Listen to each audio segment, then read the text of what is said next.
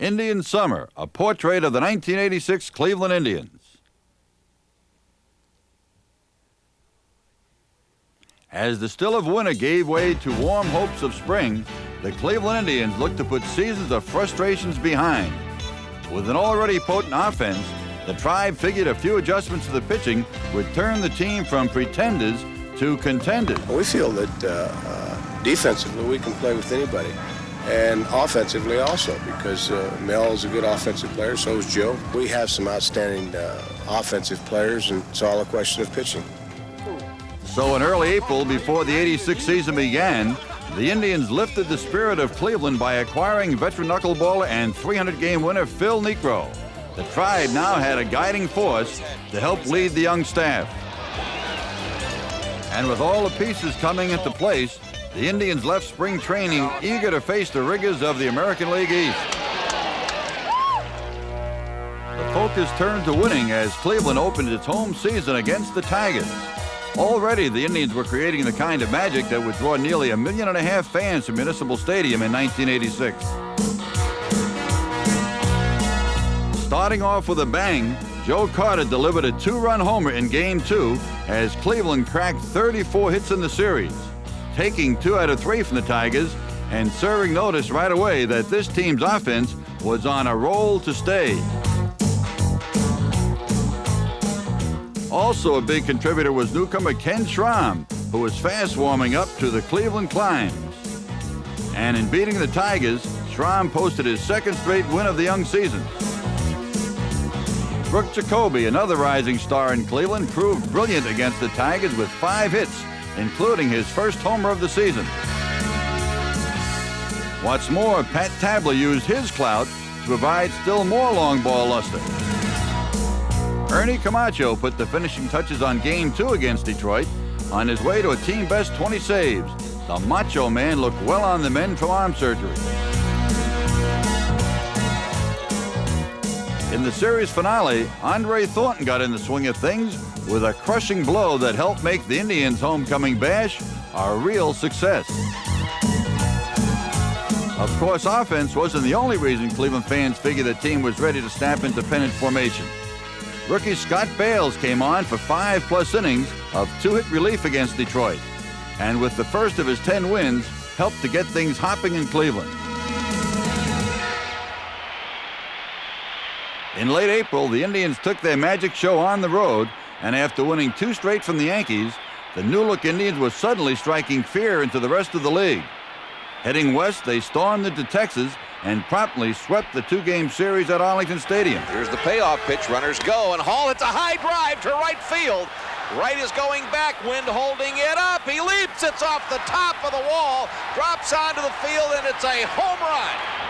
Mel Hall just cleaned them in Texas, and it's a 5-5 tie. He spanks one down the left field line. It's a fair ball into the corner, and the Indians lead 6-5 in the ninth. Drive into left field. Hall on the run. Got it. Game's over. Indians win again. 4 in a row and still cruising when the Indians touched down in Chicago. There's a line drive down the left field line. Fisk over in a hurry. Franco on his way around the third. They're going to wave him on. The relay again. The throw to the plate. Not in time. He scores. Here comes Carter. Ball gets by. The throw. He scores. The Indians go on top 5-4. That is hard to believe. A 3-game sweep of the Sox, 7 straight overall, and believe it or not, the Indians were in first place. Time now to head back home and face the world champion Royals. Off the glove of Frank White. Tabler has done it again. The Indians win by a score of 5-4 with a run in the bottom of the 10th. Fans on their feet. Here it comes. Struck him out. The Indians have won 10 straight. And found themselves all alone in first place, thanks to a glorious start that helped the long-suffering Tribe gain respect and confidence. That was a thing that really kicked the season off. It was like the Cleveland Indians had arrived. You know there's going to be 20,000 people here rooting for you. Everything clicked. We put some pitching together and a lot of hitting.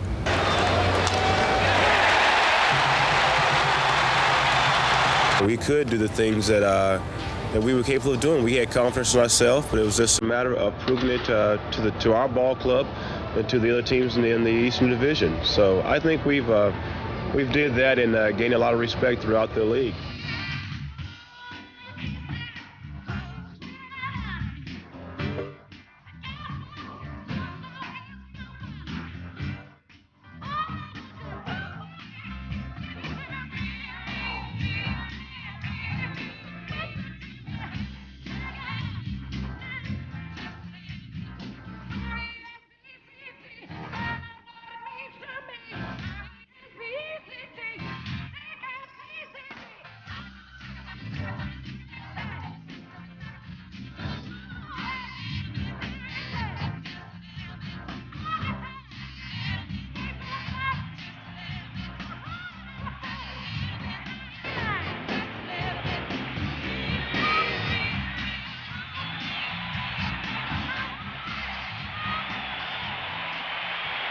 No one helped the Indians' pitching staff gain more respect in 1986 than their knuckleball artist and senior statesman. In bringing the pitching corps to life, 47-year-old Phil Niekro brought a wealth of pitching knowledge to help solidify a promising but still inexperienced staff. Heck, here's a guy who won 16 games last year, and so we put him in there, and I think that was the final key that we needed to really sort of gel the whole staff together. Knucksy fit right in, still knuckling after all these years. Niekro beat his former team to gain his first victory for the Indians. The Yankees may have thought Niekro was over the hill, but manager Pat Corrales figured otherwise. I don't care how old he is as long as he goes out there and does his job, and he does a very good job. I'm still going out there every 5 days, and I'm still doing the job capable of guys that are in their early 20s. Niekro found new ways to contribute as he picked up 2 wins in rare relief outings.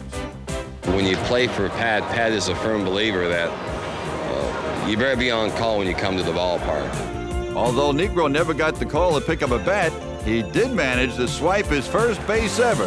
Well, sort of, that is.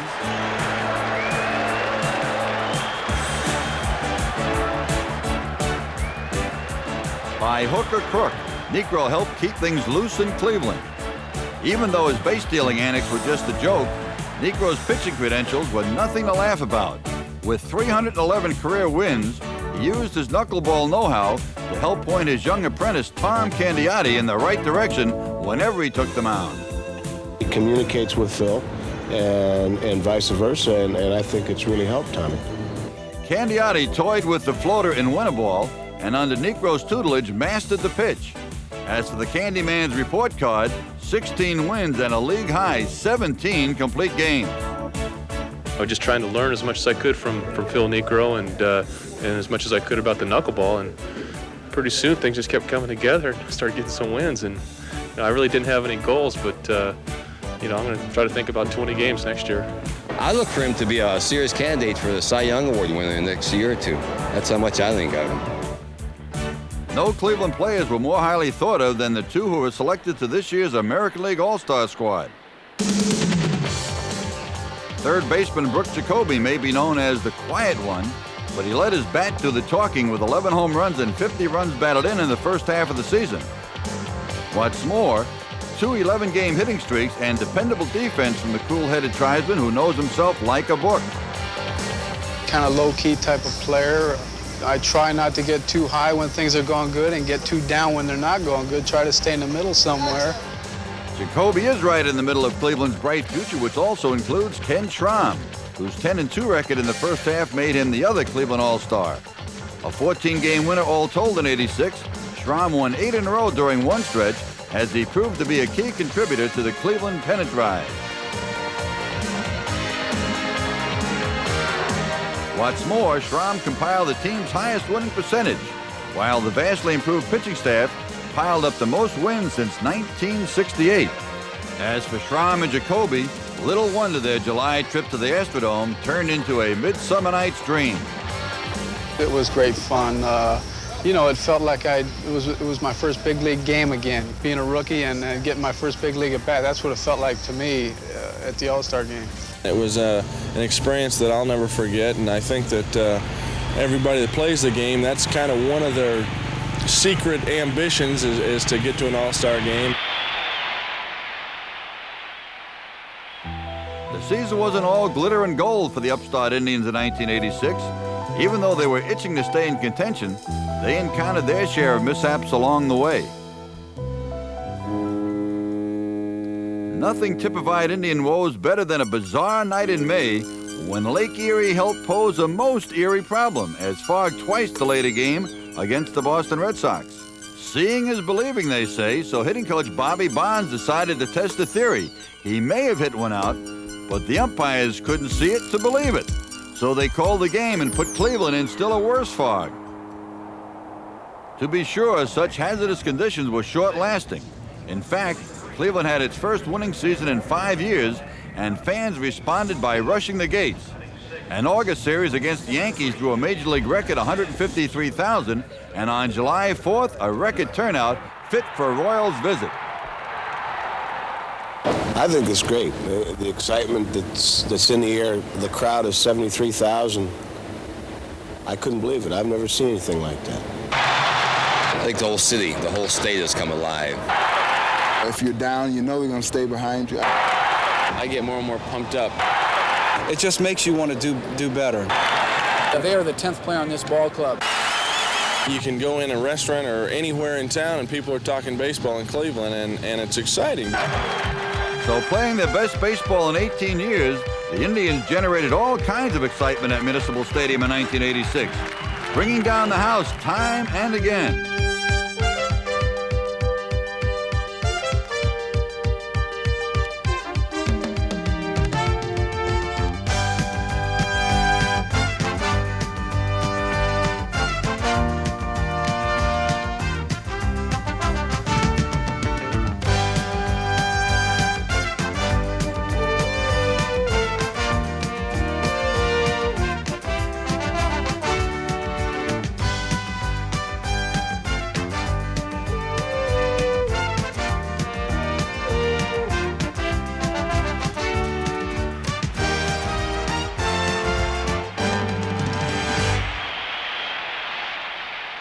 No one brought Cleveland crowds to a standstill more often than the Indians' outfield.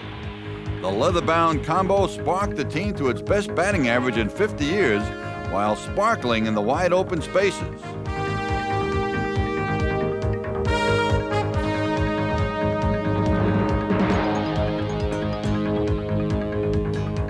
Displaying range and quickness, the Indian outfield cultivated a reputation for lively leather in the outer pastures. Little wonder Cleveland's future plans involve serious pennant contention.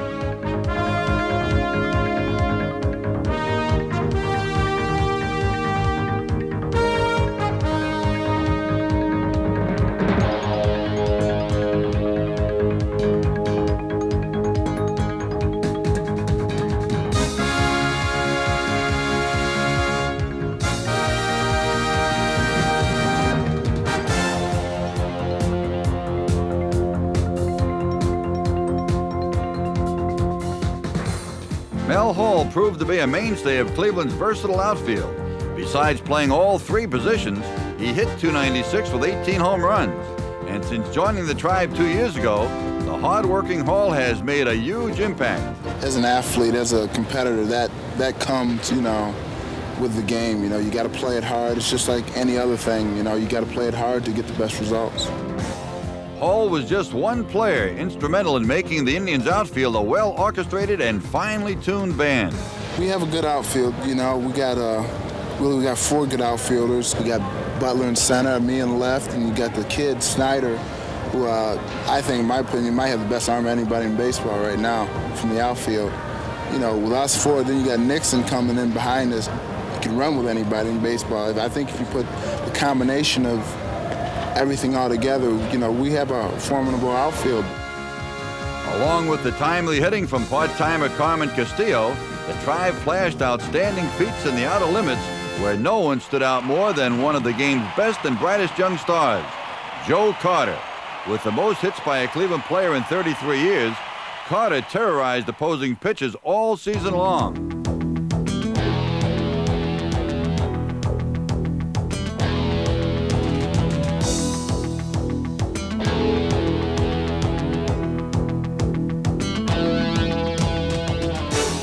Cleveland's offense in 1986, Carter hit .302 and collected 200 hits.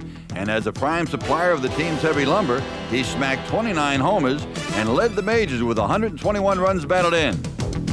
Well, I think on an individual basis, the one thing I wanted to establish was some consistency. I had injuries in the past that really kept me back and kept me from doing the things that I had normally done.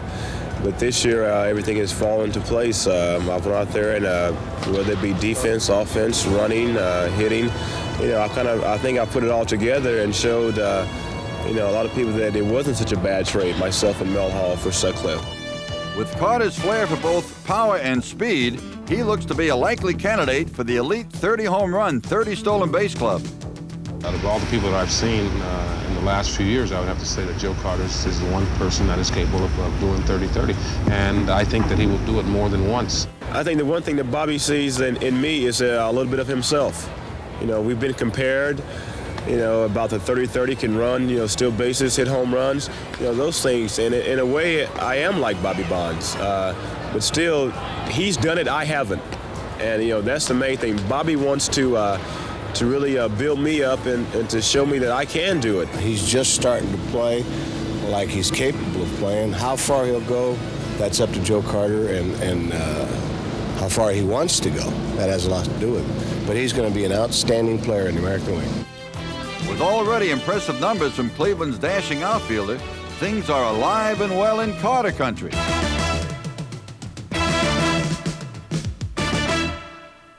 From favorite son to long-standing favorite, Andre Thornton continued to provide luster at the plate. On May 6th against the Royals, he smacked his 200th home run as a member of the Indians. Thornton finished the season with 17 home runs, well on a pace to become the club's all-time home run leader next season. At age 37, Thornton remains a guiding force for a young Indian ball club.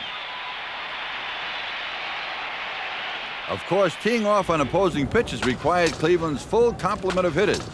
Smacking the ball every which way, the Tribe boasted the major's best average at .284.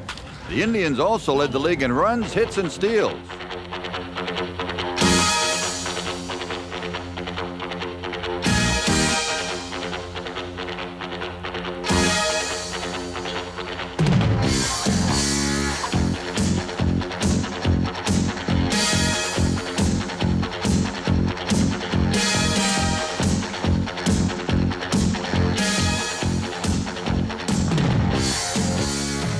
Tony Bernazard was a prime mover on offense.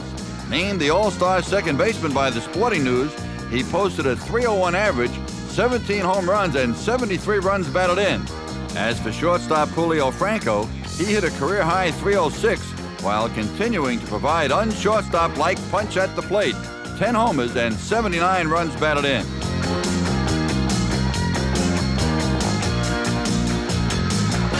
Pat Tabler led the team in hitting with a .326 mark, but best of all was his knack for delivering in the clutch. In fact, he hit better than .300 with men in scoring position. One more reason the Indians were surprising just about everyone with their bats.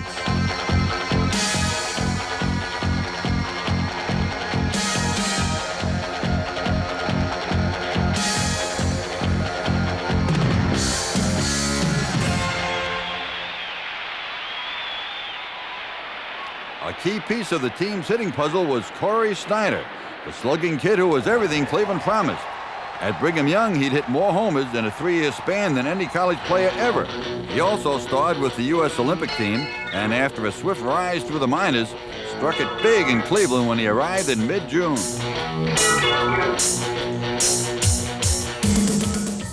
I'm happy to be here and happy to be in the lineup. And, wherever they want to put me, wherever I'll help the team out that certain day, then I'll be there. Despite playing less than 2/3 of the season, Snyder bashed 24 home runs and drove in 69 runs. Convincing evidence that he's got enough staying power to make it in the majors. He's a bona fide ball player, and he's going to be a darn good one. He has just added a big dimension to our baseball play. When we need a hit or we need a good play, I want to be a guy there that makes it. Broken bat fly ball, short right field. Here comes Corey. He caught the ball. There's another shot to left field, and it is gone. Snyder just did it again. To be sure, Snyder promised to make those words a most popular refrain in Cleveland, where his exploits have already been catching the eye of everyone.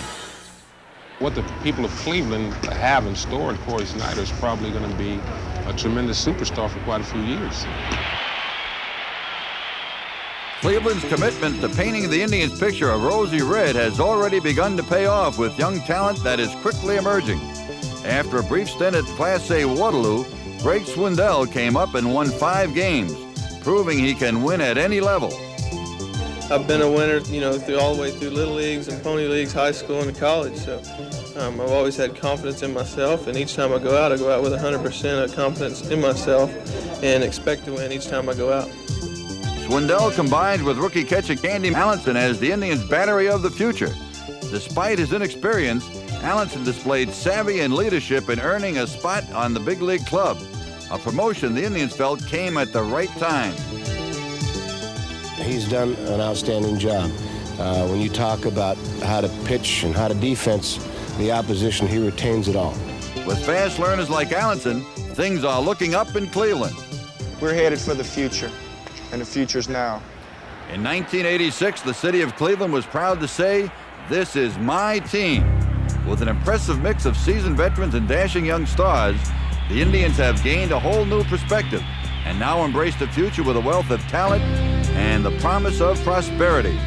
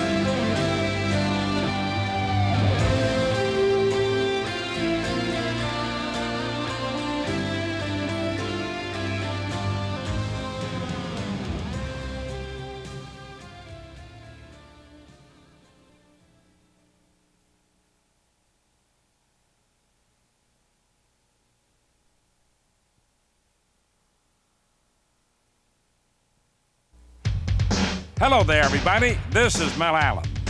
The 1986 baseball season was filled with determination and drama, with great plays and gutsy players, with heroic highs and heartbreaking lows. And like every other season, 1986 proved that it's not over till it's over. Right, Yogi? We don't call the shots here. Don't make the rules. We take what we get what we can. It's learning the hard way.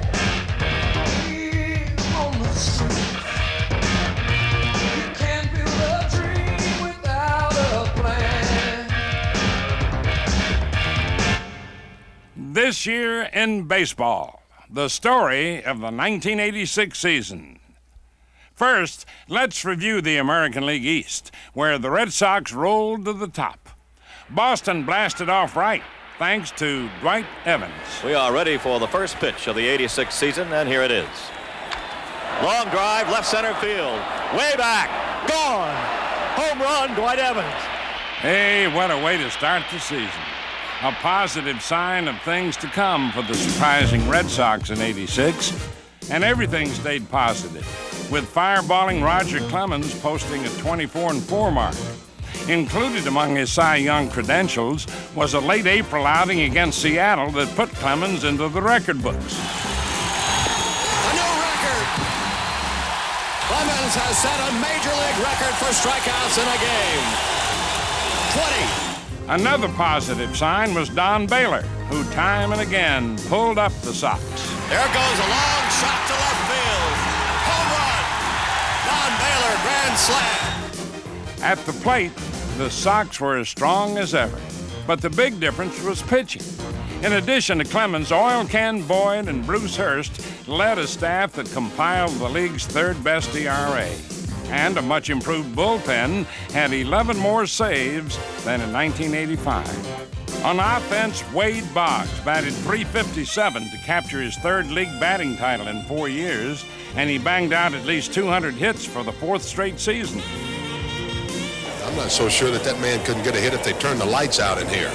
Also lighting it up was Jim Rice, who batted .324 with 20 homers and 110 RBIs. Now, with performances like that, the Sox held on to first place since mid-May and then pulled out of reach in September, winning 20 out of 27 to raise their first division flag in 11 years. The high pop-up. Buckner is there. It's all over. The Red Sox are the new division champions. In Toronto, Jimmy Williams took over as manager from the departed Bobby Cox, but the 1985 division winners fell victim to misery on the mound and finished third. Most outstanding was the Blue Jays' performance at the plate. Power broker George Bell did a booming business in '86, blasting 31 home runs, batting .309, and tying a team record with 108 RBIs. Teammate Jesse Barfield was the biggest boomer, belting 40 home runs that not only set a new team record, but led the major leagues. In New York, Lou Piniella took over as manager and guided the Yankees to 90 wins for the fifth best record in the majors, despite having to juggle an erratic pitching staff all season long. The Yankees' offense was led by Don Mattingly, who became only the sixth player ever and first since 1937 to collect at least 30 homers, 100 RBIs, and 230 hits in one season. Teammate Dave Winfield was also in the swing, becoming the only active player in the majors to drive in 100 runs 5 straight seasons. Reliever Dave Righetti entered the record books with 46 saves in '86. Breaking the old mark of 45 saves in a season, shared by Bruce Sutter and Dan Quisenberry. In Detroit, Jack Morris remained the Major League's winningest pitcher in the 80s. A career-high 21 wins in '86 raised his total to 123 for the decade. And get this, the Tigers became only the second team ever with all 4 infielders hitting at least 20 homers in the same season. In Cleveland, an Indian uprising in '86. After losing 102 games in '85, the Tribe turned it around to finish 84 and 78. Rookie Corey Snyder provided plenty of punch for a team that led the majors in batting average and runs scored. But the man who really pumped up the Indians was Joe Carter. Credit him with 200 hits and a Major League leading 121 RBIs to help give Cleveland a whole new perspective. In Milwaukee, popular manager George Bamberger retired near season's end, and against Baltimore in Bambi's last game, he got a grand going-away present from Teddy Higuera, who became the league's only left-hander in '86 and third pitcher in Brewer history to win 20 games. On offense, Rob Deere slammed 33 homers to tie for 4th in the league. In Baltimore, legendary Earl Weaver retired after his first losing season as a big league manager. Injuries to the likes of Eddie Murray kept the Orioles grounded as they finished in last place for the first time ever in Baltimore. On the bright side, Don Ossie spelled relief with 34 saves, second in the league, and finished with an ERA below 3. Next up, the American League West and a California coronation. Bobby Grich got the Angels going in '86 just as Dwight Evans did for Boston, cracking a home run in Seattle on the very first pitch of the season. Wally Joyner replaced Rod Carew at first base and turned Anaheim Stadium into Wally World. At the All-Star break, Joyner had 20 homers and 72 RBIs, becoming the first rookie ever voted to start in the Midsummer Classic. Manager Gene Mauch also called on top-flight pitching. Mike Witt won 18 games and struck out 208 batters with a 2.84 ERA, as the Angels boasted the second-best ERA in the league. Veteran Don Sutton provided 15 wins, and despite part-time service, John Candelaria went 8-2. What's more, with 17 wins from second-year man Kirk McCaskill, the Angels had 3 15-game winners for the first time in team history. Also plenty to cheer about in Texas, where the Rangers improved 25 games over the previous season. Manager Bobby Valentine led the club from a last-place finish in '85 to second place in '86. I'm proud of the way you guys played. They played with really good intensity and haven't been intimidated at all, keep working hard, and that's the formula for success. Valentine relied on a tried-and-true formula for the pitching, with veteran Charlie Huff, who led the team with 17 wins. As for the untested babes of the staff, Bobby Witt jumped from Double-A ball to the majors and won 11 games, while rookie Ed Correa won 12 to provide further evidence that Ranger pitching is on the rise. Texas Mercury rose especially high at the plate, where Pete O'Brien contributed 21 homers and 89 RBIs. Scott Fletcher hit an even 300, and rookie Pete Incaviglia hammered 29 homers. But the young Rangers finally fell to the Angels in the division-clinching game at Anaheim in late September. The pitch, it's all over. The magic number is 0. California's third division crown in 8 years. In Kansas City, the Royals slumped badly after dramatically winning it all in '85. Manager Dick Hauser led the American League to victory in the '86 All-Star game, but soon after came the tragic news that Hauser had a brain tumor. '85 Cy Young winner Brett Saberhagen symbolized KC's '86 pitching problems, winning only 7 games. Bo Jackson aroused future hope after being called up in late September. The '85 Heisman Trophy winner blasted the longest home run ever hit at Royal Stadium. In Oakland, rookie Jose Canseco brightened an otherwise disappointing season by smacking 33 homers and finishing second in the league with 117 RBIs. Joe Cowley gave the Chicago White Sox a shining moment in a troublesome season with a no-hitter against California. Only his 6th complete game, by the way, in the majors.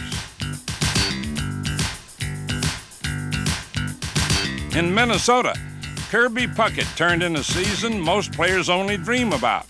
31 homers, a .328 average, and 223 hits.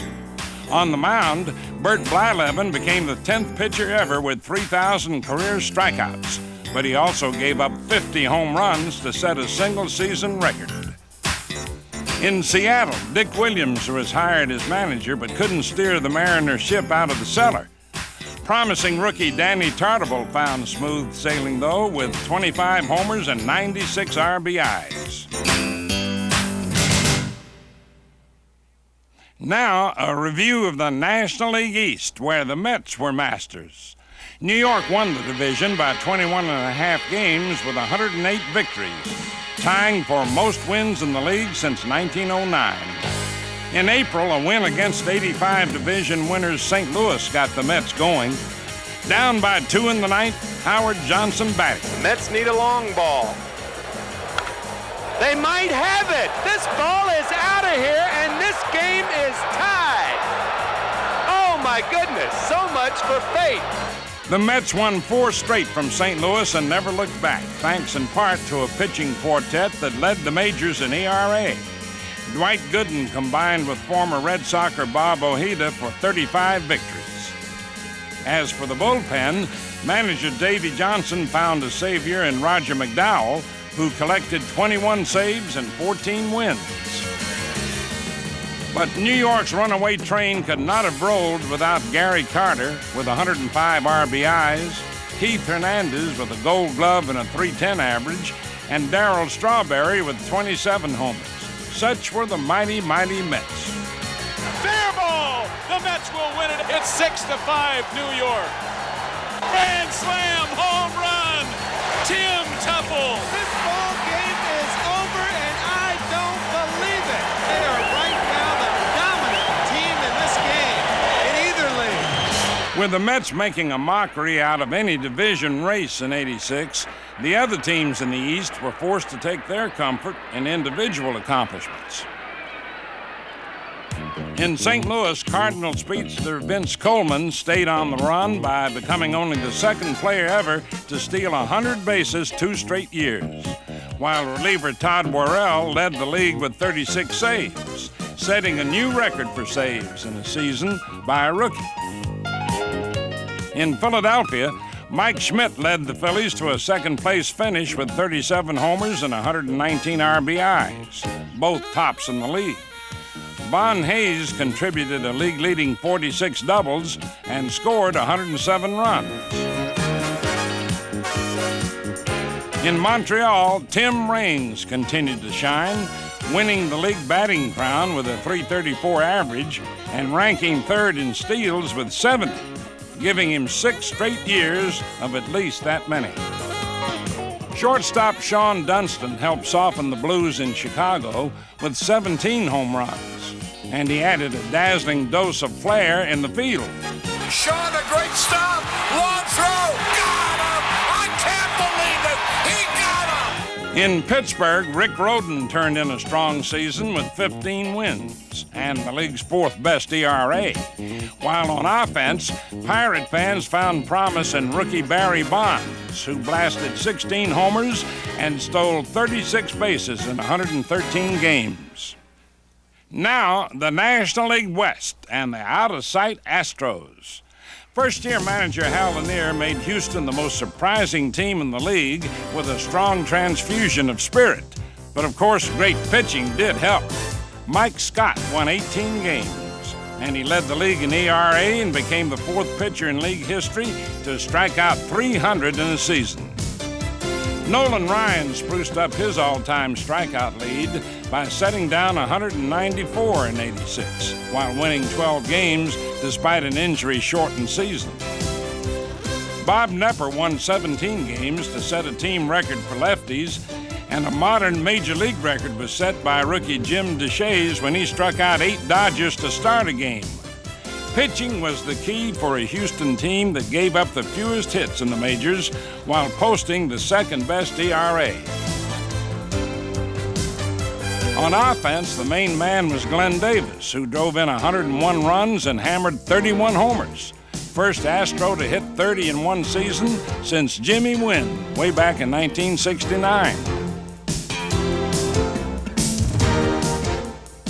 Kevin Bass played a key role by batting .311 with 20 homers, 79 RBIs, and 22 stolen bases. Fact is, the Never Say Die Astros came from behind to win 39 games. Smash, fair ball. Astros win. Astros win. Astros win again. If you haven't gotten excited yet about this 1986 Houston Astros baseball team, I don't know what it takes. Well, how about a no-hitter to clinch it? Now the hitter is Will Clark. He's 0 for 3. Swinging a bouncer. This could be it. Davis runs to the bag. Game is over. No-hitter. Astros win the championship. What a way to do it.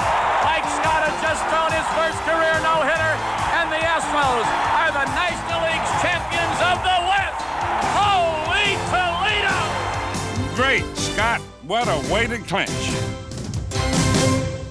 In San Francisco, manager Roger Craig kept the Giants in the race until September in his first full season. Changing their tune from last place the previous season, the Giants won 83 games. Quite a turnaround for a team that lost 185 and wasn't expected to do much. But at the All-Star break, the Giants were atop the West, and all season long they found novel ways to play the game. Right back to the mound. Good stab by Mulholland. Runs most of the throw. What? So you think you've seen everything in this game, huh? With rookie first baseman Will Clark providing plenty of spark, the Giants displayed one of the game's most promising young infields. All-Star Chris Brown hit .317 in his second season, and second baseman Robbie Thompson led all league rookies in hits and runs scored. Candy Maldonado was powerful in the pinch, providing a team-high 85 RBIs despite part-time service. On the mound, Mike Krukow gave the Giants their first 20-game winner in 13 years. Little wonder San Francisco took a giant leap forward. In Los Angeles, Pedro Guerrero was out for most of the year, and the Dodgers never came close to repeating as division champs. But Steve Sax had a standout season, batting .332 with 210 hits. On the mound, Fernando Valenzuela sparkled, leading the league in both wins with 21 and complete games with 20. Under player-manager Pete Rose, the Cincinnati Reds got out of the gate poorly, losing 22 out of their first 32 games. But from mid-May on, they played the best ball in the division to finish a strong second. Dave Parker was the key to Cincinnati's resurgence, blasting 31 homers and finishing second in the league with 116 RBIs. An outstanding contribution also came from Eric Davis, who emerged as a major offensive force with 27 homers, 71 RBIs, a .277 average, and 80 stolen bases. Eternal optimist Chuck Tanner took over as manager in Atlanta, but even Tanner's enthusiasm couldn't rally the Braves. Still, Bob Horner provided a memorable highlight when he belted 4 home runs in a game against Montreal, the 11th player in big league history to hit 4 home runs in one game. In San Diego, Tony Gwynn was rock solid amid much turbulence, only the 5th player since 1900 to steal 5 bases in one game, and he led the league in hits too and runs scored. Fans also made news in 1986, setting a new attendance record of 47.5 million. What's more, for the first time in Major League history, every team drew at least 1 million. How about that? The '86 season also had its share of individual milestones. California's Don Sutton made history against Texas in mid-June, becoming the 19th pitcher ever to win 300 games. At age 41, Sutton entered the Magic Circle in his 21st season. I know that I'm not spectacular. I know that I'm not flamboyant. I know that I am not a dominating pitcher, but I've worked very hard at my trade. I've worked very hard at staying in shape, and I've worked very hard at staying a good ball player. Steve Carlton was on the mound for San Francisco when he made history in the game against Cincinnati.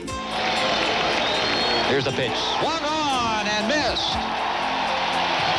At 8:30 Pacific Daylight Time on August the 5th, 1986, Steve Carlton registered his 4,000th Major League strikeout. Philadelphia reliever Kent Tekulve came on to wrap up a victory against his former Pittsburgh Pirates and in the process set a National League record for appearances by a pitcher. Tekulve broke the old mark of 846 set by Elroy Face. California's Reggie Jackson kept climbing in the record books, passing Hall of Famer Mickey Mantle to move into 6th place on the all-time home run list. Jackson finished the season with 548 career homers, 25 shy of number 5 all-time Harmon Killebrew. Cincinnati's Tony Perez retired after 22 seasons, ranking 14th all-time in RBIs and tied for 25th in homers with 379. On to the American League Championship Series, Boston and California. It began at Boston's fabled Fenway Park, and in Game 1, California's Mike Witt was masterful. A complete Game 5 hitter and an 8-1 victory. But next day, Bruce Hurst got Boston even, going all the way, winning 9-2. On to California for Game 3, where the Angels took the lead again with a 5-3 victory. In Game 4, Boston ace Roger Clemens was cruising with a 3-0 lead going into the bottom of the ninth, but Doug DeCinces led off with a home run, and after 2 more base hits, Clemens was relieved by Calvin Schiraldi. The Angels scored again and then loaded the bases with 2 outs when Schiraldi hit Brian Downing with a pitch to force home the tying run.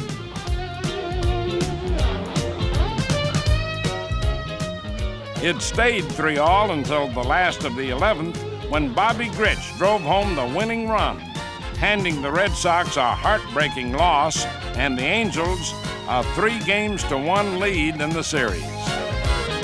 Game 5 was pure melodrama. In the 6th inning, Grich ended up with a home run when Dave Henderson couldn't hang on, and that gave the Angels the lead. Then in the 9th, Boston down by 3, but with 1 out, Don Baylor blasted a 2-run homer to pull the Red Sox within 1.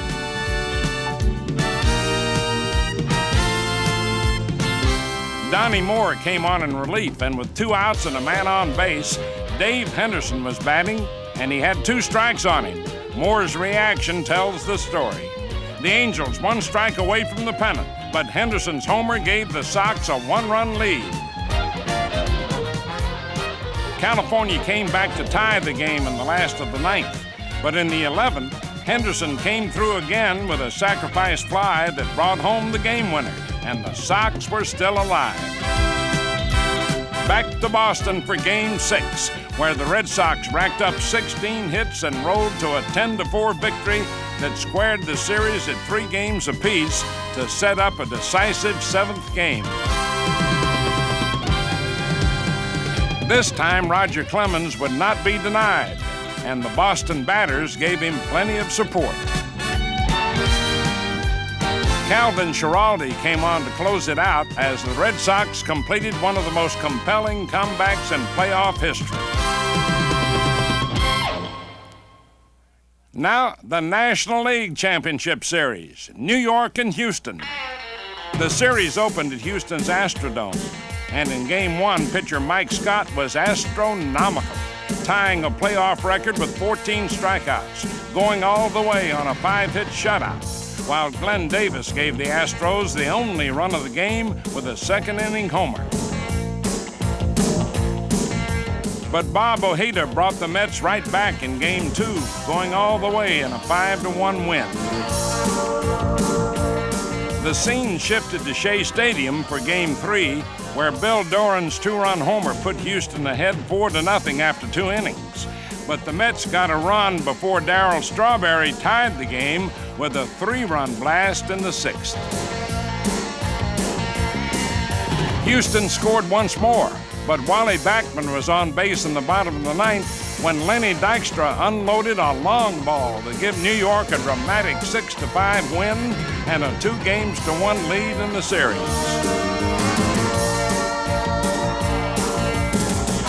But next day, Mike Scott mastered the Mets again on a complete Game 3 hitter to square the series once more. Game 5 featured a towering pitching matchup. For New York, young Dwight Gooden. For the Astros, veteran Nolan Ryan, who outpitched his opponent but left after 9 with the score tied at 1. Gary Carter drove home the game winner in the bottom of the 12th, and the Mets were 1 victory away from the pennant. Back to the Astrodome for a wild Game 6. Bob Nepper was sailing along with a 3-0 lead into the 9th inning, but then the Mets rallied to tie the game and send it into extra innings. It stayed that way until the 14th, when the Mets took a 1-run lead. But the astounding Astros came right back to tie it again on Billy Hatcher's home run with 1 out in the bottom of the inning.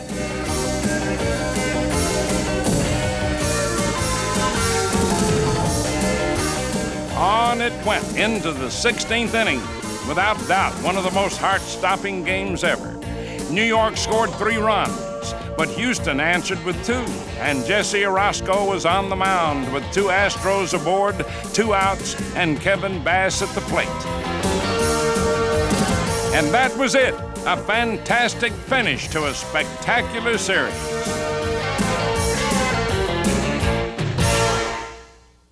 And so the World Series came down to New York against Boston. The series began at Shea Stadium, where Boston starter Bruce Hurst held off the Mets in Game 1 as the Red Sox waltzed away with a 1-0 victory. In Game 2, Dave Henderson homered, and the Red Sox exploded for 18 hits to win easily 9-3. Boston fans were feeling mighty fine as the scene shifted to Fenway, but Bob Ojeda kept the Sox down as New York won it 7-1. Gary Carter got cracking in Game 4 with a pair of homers, propelling the Mets to a 6-2 victory that squared the series. But in Game 5, Bruce Hurst came back to beat the Mets once again, going all the way as Boston took it 4-2. The series soared to stunning heights back in New York for Game 6.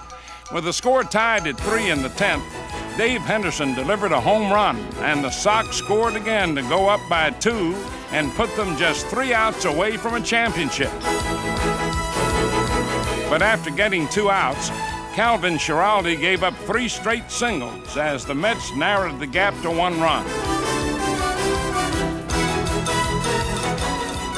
Bob Stanley came on for Boston, and with the bases loaded and 2 strikes on Mookie Wilson, Stanley uncorked a wild pitch that allowed the tying run to score.